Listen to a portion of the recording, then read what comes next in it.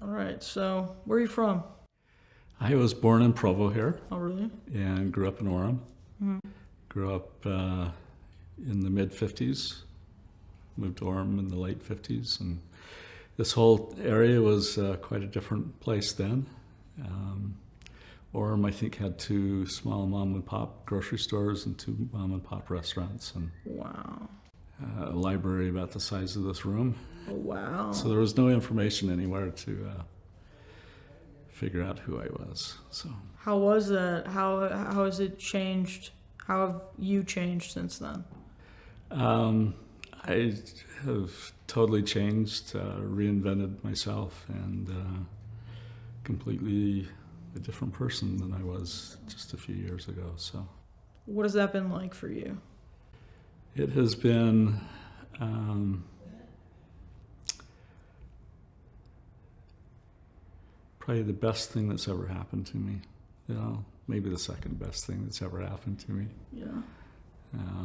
It's I've never been happier, more fulfilled, more like um, living my life the way it should have always been, but couldn't. Like the truest form of yourself. Yeah, yeah. Yeah. When did you first realize that you were trans? That's an interesting question. Or different, for lack of a better phrase, queer. I first kind of felt like I was different from about the age of 7, as near as I can remember. I'm 67 now, so trying to remember my youth is really quite difficult. But I think from about the time I was 7, I knew that something was different about me, and I did gravitate to the girls and wanting to be around the girls. I think I wanted to be a girl, but I don't know exactly if that's exactly the way I felt. But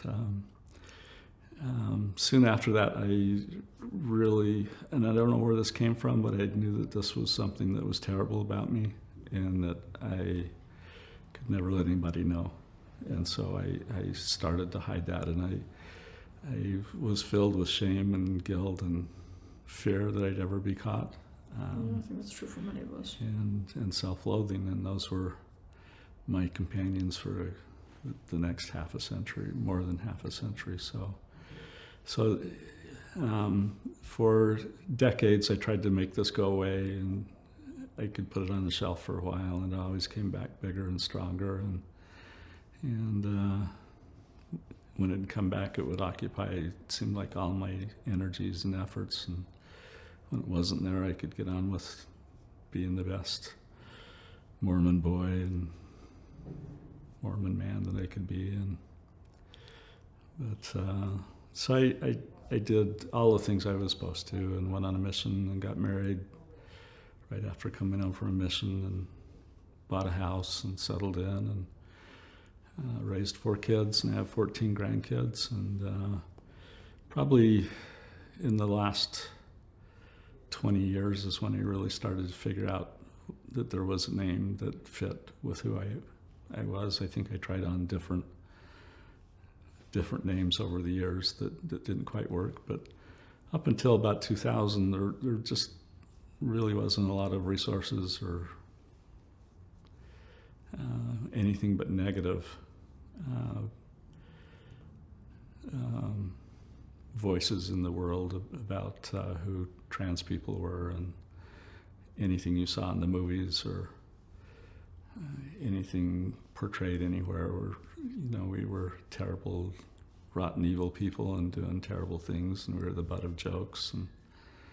But figuring out who I was quite an adventure and journey, and it probably wasn't even until the early 2000s that I began to even think that that transgender was the word that fit, and it was a long time after that before I could even say the word out loud. And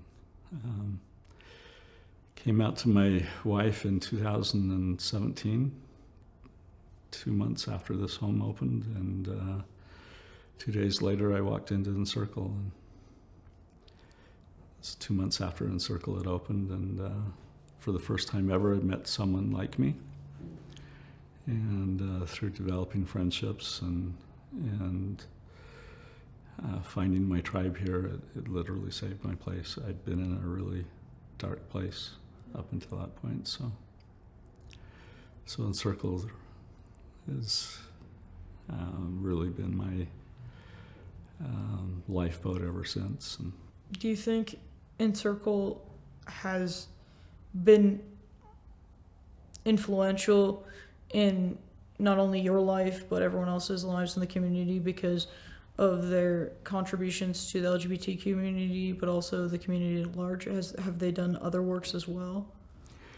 They've certainly brought a lot of attention and good messages about the LGBT community, but I think they've definitely saved a lot of kids' lives. Yeah. And they've helped a lot of parents to understand that they need to love and support their kids. And I try and be involved in that aspect of things now with attending Lunch Releases and Connect programs and trying to be, just give back to make a difference in the lives of people who are, especially that have kids that are trans and non-binary. So Yeah, if you could give advice to your past self, what would you tell them? advice to my past self is be patient. Your Yeah. day is coming. I don't know that I would go back and change things. If I did, I probably wouldn't have the wife, kids that I have now. Mm-hmm. My wife is still with me. We've been Oh. married 46 years, and those are great blessings in my life that I wouldn't change. So just be patient. How was that road What part of it? with your wife? How did that It was play out? rough. That conversation I had with her in April of 2017, I really kind of blew up her world. She had no idea. I'd hidden it really well. And we had a struggle for a few months, and I think all her prayers were answered with overwhelming feelings of peace.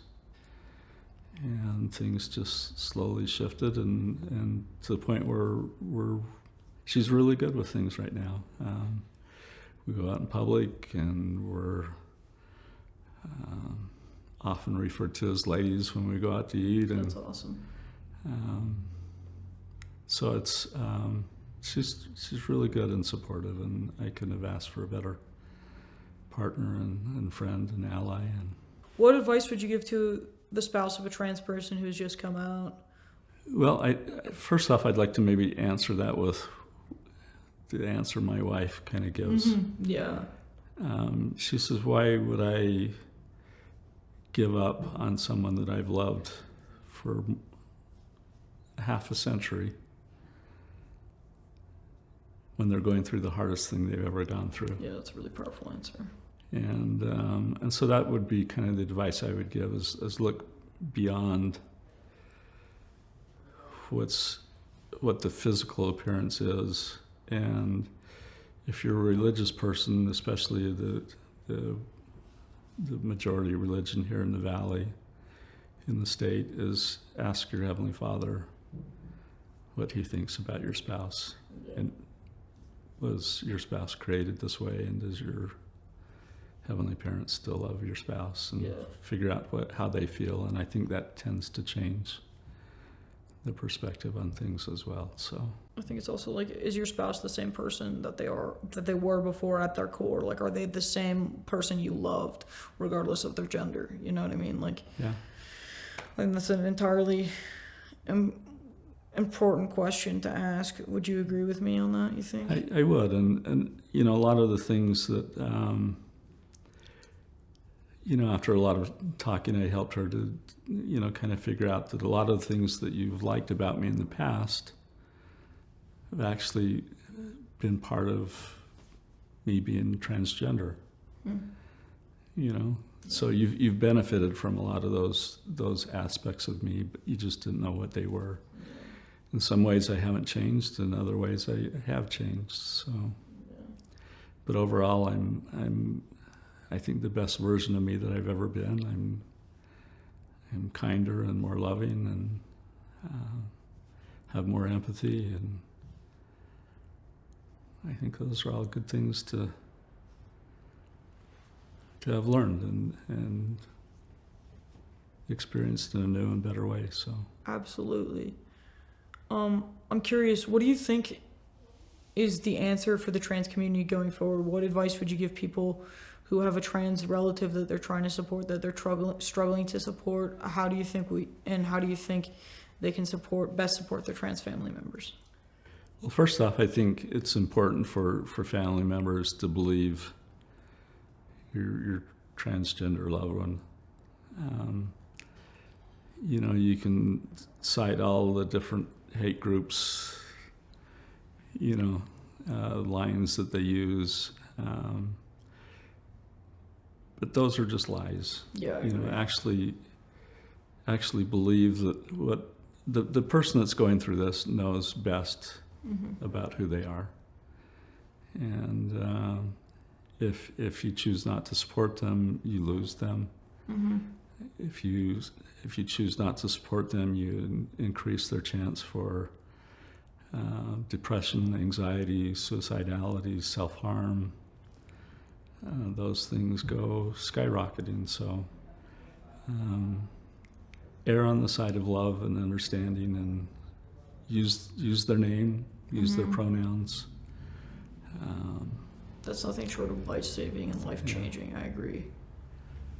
Catch rocks that are thrown their way, or musket fire, whatever you choose. Yeah. But stick up for them. We grow up in this world, especially in the church, that we hear all these terrible things about us. We've heard the jokes while walking the halls of church. We hear the derogatory terms. We've been taught that we'd be better off if we were dead. We were better off if we hadn't been born. That we'll be fixed on the other side. The next derogatory term or joke or meanness that comes our way might be the last thing that pushes us over the edge of either leaving the church forever or ending our lives. And so we've got to stop those kind of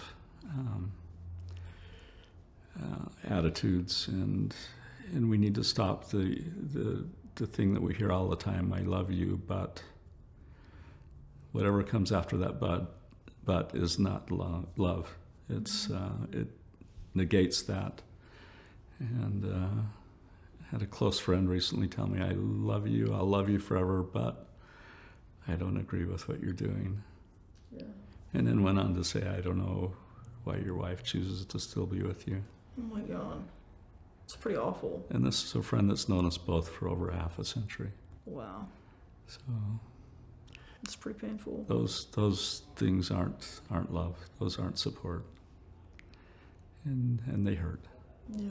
What do you think schools can do to support their trans students? I think schools have been trying to do a lot of things. I think that's trying to be taken away from them now. But anytime a teacher can display a pride flag or a pride pin or anything that would show that they're safe, I think the students need that. Students continue to be bullied, and some school districts in the state are not even, well, they're trying to eliminate any kind of acceptance for LGBTQ youth, and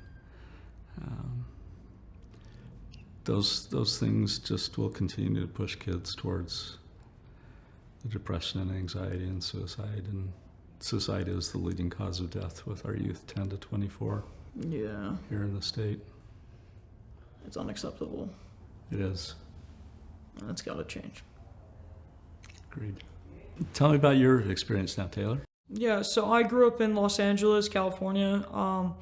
I grew up in a Persian family, Iranian family to be exact, and to a Jewish family. My family are Jewish refugees from Iran, and I grew up in a Reform family, but very much a Reformed Jewish family, but it was very much taboo to be gay or queer in any form, because there's a lot of emphasis to assimilate, and there's also a lot of emphasis to do honor to your family, and people don't talk about I was taught people don't talk about this kind of thing at all. Like, you don't, like, it's fine after I came out, it was like, okay, you're fine.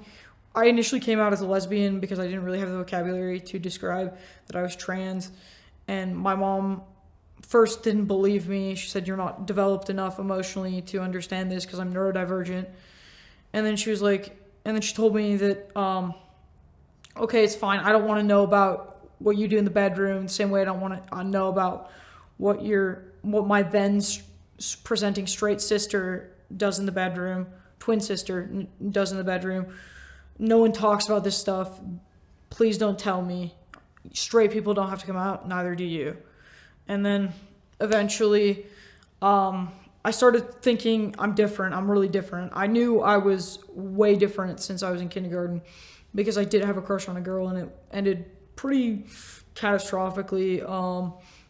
Similarly to you, I knew I gravitated towards the guys, wanted to hang out with the guys. And when I suppressed my emotions after that whole issue, which can be found in my portfolio link, which we can link in the description if you guys want. I wrote an article in the op-ed. I wrote an op-ed in UVU's review, and I have a copy of it on a website if anyone wants to read it. But it was just really rough growing up. After post the incident, I call it. It was pretty rough. I suppressed my emotions, and I realize now that I hung out with girls because I had feelings for them. The girls I hung out with, I really was attracted to now in hindsight. And I didn't really have good friends because I was surface levelly attracted to them. And it was really rough. I ended up coming out in high school for good this time. And not a fun time at all. I was the first in my community to come out, first in my high school to come out. And I was really ostracized. Girls would not let me change in the locker room near them because they didn't want to change in front of a lesbian. They called me slurs. They asked me to move my locker. And the worst part was, people I'd known my whole life told me, well, what did you expect? This is what happens when you're open about your sexuality or gender identity. And I felt the loneliest I've ever been in my life. I'm so sorry. Thank you. That means a lot. I eventually ended up coming out here for boarding school my senior year of high school. And that pretty much was a game changer. Met a non-binary student, realized I could be trans and go by different pronouns. Didn't have to wait for somebody else's permission to do that. And I did my freshman year of college. And I haven't looked back since. I came out to a class because one of my professors who was a lesbian was like, oh, what are your pronouns? And I was like, he, him, but I don't want to tell anyone that. Like, I was really nervous about it. I was like, I'm not going to tell anyone. I had my hair cut short. My mom finally let me cut my hair short. And I was like, I'm not going to tell anyone. I identify as a man, but like, I identify as a man. And we had like many talks in her office. She was amazing. Shout out to Stacy Waddups of the SLSS department at UVU. And at the end of that semester, I came out to everyone, and I was embraced wholeheartedly, and I have not looked back. Just so many fears about being trans and what you may encounter and the hoops that we jump through to live our lives. Yeah. So, looking back is quite comical sometimes, at least for myself, the things I did to hide. And do you have any things like that in your... Oh, yeah. Yeah. For, like, my mom made me get this really bad haircut. I looked like Lord Farquaad from Shrek or, like, Dora, and, like, they called me that. Like, we can link that picture, too, if anyone wants to see it. Like, I'm fine with that. It was really horrendous. I really hated it. And it was, like, for years. It was, like, this ugly bob, like... And my mom, like, made me get that haircut for, like, years. And I was like, this looks awful. Like, why did I let her do that to me? You know, like, I, like... let people like persuade me to do certain things, you know what I mean? Like to fit in or like to like pass as like a straight woman, you know what I mean? And like it didn't really fit. I never really fit in. And like I was like, how did they not know? Like I was so like tomboyish. I was so like like from a young age, you could tell I wanted to be a guy, you know what I mean? Like I always wanted to be one of the boys, and I was like, how did they not know? Like, you know what I mean? Like you could really tell I was cross-dressing since I was really young, you know? So. You trans guys can really get away with that a lot better than us trans women can. The fear of my going out in public in a dress was I could be killed. Yeah. And I remember, and my wife and I talked about this as she was growing up, you know, dresses always had to be worn to school. Yeah. Pants weren't even a thing. Yeah, you can't wear dresses you can't wear pants to synagogue, you can't wear pants to your bar mitzvah, or bat mitzvah in this case at the time. It's garbage. So luckily a lot of things have changed and become a little easier, especially for the trans guys. And my trans male friends all pass a lot better than I feel like I will ever be able to pass. And, it's rough. Trans women have it really hard. And I think violence against the trans community is something that I'm still afraid of for my trans female friends and for myself. I fear to go into the bathroom, the men's bathroom, and that's really rough. People don't always use my pronouns. My parents don't always use my pronouns. To get into this, I hope they're not watching this. I hope they won't watch this.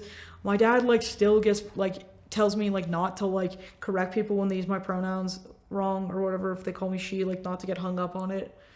And it really makes me upset. And then he told me I should use the women's bathroom. And I'm like, no, I don't pass as a woman. I'm going to get called. Security's going to get called on me if I use the women's bathroom, Dad. And he it's just weird because I get looks if I'm in the men's bathroom too. I was at school and this male professor kept looking at me while I was washing my hands. And I was like, dude, I'm just washing my hands. Can you just look away? You know what I mean? I was just looking at him okay, I'm just washing my hands here, you know? I can only imagine what it's like, you know? I, for the most part, avoid bathrooms in public.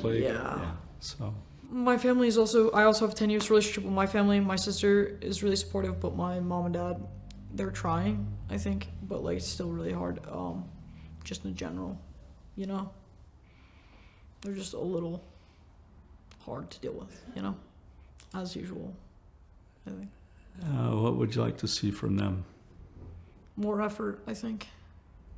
My mom is doing a lot of effort, putting in a lot of effort.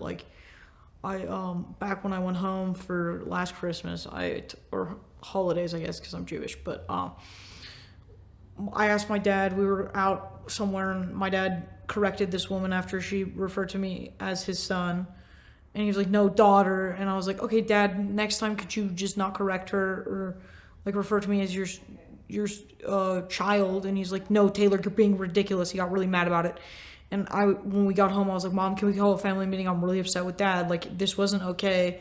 And I got really upset about it. I was a lot more reactive than that. But she fought for me. And she's like, no, Farshad, you don't get to do that.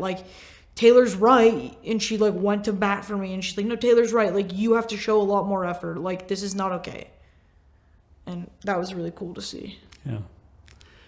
And that being outed in public is a whole nother level of kind of disrespect, isn't it? Especially since I can pass pretty well now. Sorry. No. Thank you.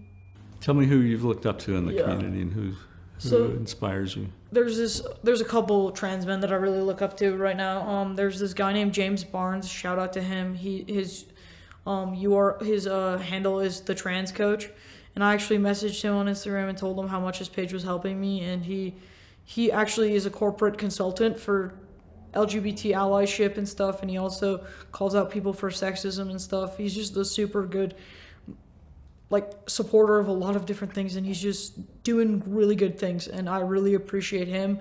And Pink Mandaray, that's Skylar Baylor. He was the first trans D1 athlete, and he swam for Harvard on the men's swim team, and that was super cool to see. He was on Ellen and stuff. I also like Nicole Maines. She played Dreamer on Supergirl. She's a trans woman.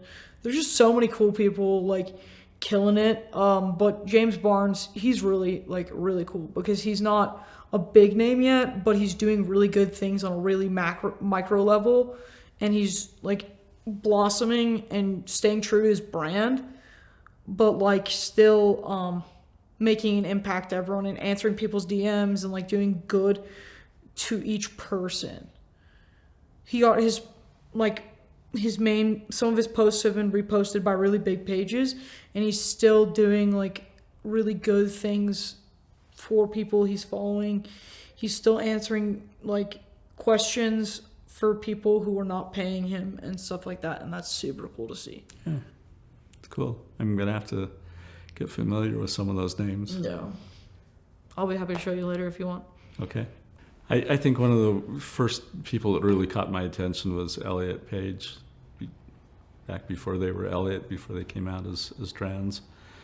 But he had an interview on one of the late night programs and just really stuck up for the trans community and was just very passionate about it. And I was very impressed with Elliot. On a more personal level, I became familiar with a Kimberly Anderson, who is a therapist and a trans woman. And I'd listened to a lot of her podcasts. She's been interviewed on a lot of things here in the state. Was in California and eventually moved here. And at the beginning of the pandemic, just kind of started a trans support group online. And I just learned so much from her. And we'd gone on a road trip and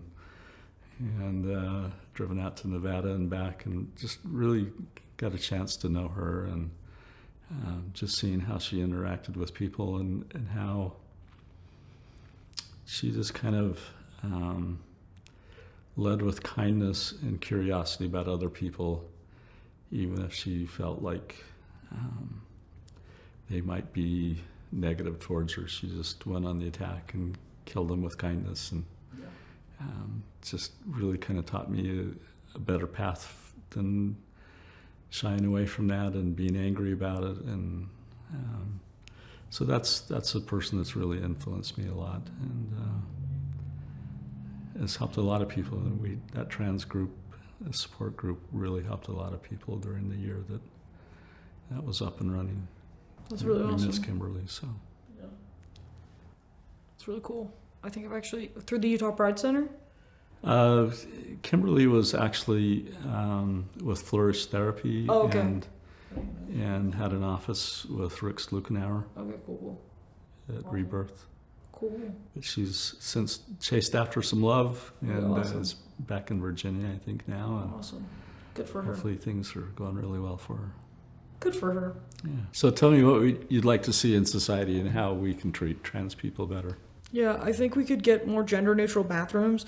The amount of times I've been afraid of going to the bathroom in a public restroom has been astounding. Like, you know what I mean? Like, I'm sure it's the same for trans women, but you never know who you're going to get in a bathroom, a public bathroom, you know? Like, why don't we just have gender-neutral bathrooms? That'd be so much easier, you know? Like, I know they're harder to clean sometimes, but, like, it's just easier, you know? Sometimes I go in the family bathroom, but they don't have those a whole lot either, you know? Like, it just doesn't make sense to consistently make people live in fear of going to the bathroom. It's a basic human right, you know? I don't know. It's basic human functions. Basic human function, basic human right, yeah. It's crazy that there really hasn't been issues with trans people in bathrooms. Have there been a lot of incidences with our senators and congress people and lawmakers in public bathrooms? Yes. Yeah. We have laws against that, and it still happens, but I don't see how the laws against trans people do anything other than discriminate and make life harder for trans people. Yeah. Just trans rights are human rights. Yep. And what else? I think trans people in sports are important too. I think trans kids in sports, we should keep trans kids in sports. The laws in Texas are absolutely crazy, even if you're not trans and you're like suspected of being trans, and like to inspect a child's genitals. Are you joking?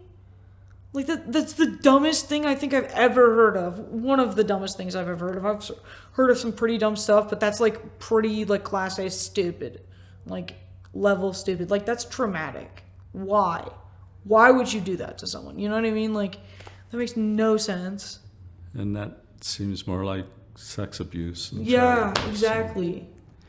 But kind of a lot of these, I think, laws that we're seeing people try to create and enforce are all based on hate and disinformation And bigotry. And you know, with kids, if they're allowed to receive proper health care, they're not going to have, you know, big differences in what's the word I'm looking for?